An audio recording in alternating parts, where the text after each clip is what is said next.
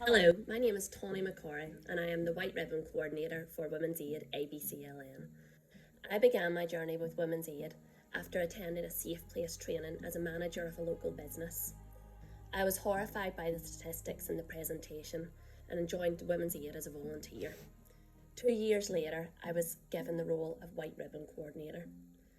The White Ribbon campaign is a global movement to end male violence against women. It was formed by a group of men in Canada in 1991 in response to the brutal massacre of 14 female students at an engineering school. The aim was to send out the clear message that violence against women and girls in all its forms is unacceptable.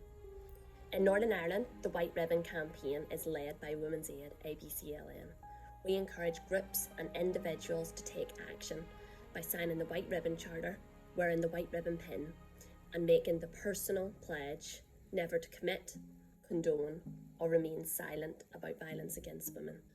We have made a lot of progress with the campaign and are proud of how far it has come, but we know there's a long road ahead. Current restrictions and changing rules have meant an online presence has become more important than ever. One standout moment from the last few months is having the Health Minister, Robin Swan, sign the Charter virtually by Zoom during the height of lockdown, when uncertainty was all around us. He made his personal pledge never to commit, condone, or remain silent about violence against women and girls, followed by the Ulster Unionist Party, the Alliance Party, the SDLP, and the DUP, including First Minister Arlene Foster. This sent a clear message to anyone experiencing abuse at home that they were not alone, and if they chose to come forward, they would not only be believed, but they would receive the support that they need. As a safe place partner, we want to be in a position where we are empowering not only organisations like political parties and government bodies who are already well aware of the issues surrounding domestic abuse, but we are also empowering other organisations such as sports clubs and sports governing bodies, such as the IFA and Ulster GAA, to take a stand against domestic abuse.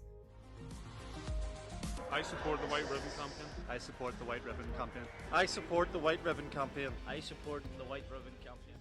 We are encouraging conversation around domestic abuse in rooms where the conversation has never been had before. Local sports teams, boxing clubs, mixed martial arts clubs. These places are often the heart of the community, and we can harness this support to inspire change.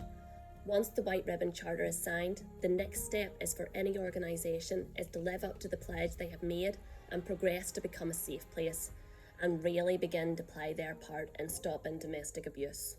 The link between domestic abuse and major sporting events has been well established. For example, in England, it was well publicised during the World Cup. When England lost, domestic abuse rates went up by 38%. The sporting organisations I have worked with have been keen to blow the whistle, so to speak, on this and challenge the attitudes and behaviours that lead to domestic abuse. A strong example has been set by Larne Football Club, who were the first football club to sign the Charter, and since then have continued to set the standard by having the white ribbon printed on their shirts and becoming a safe place.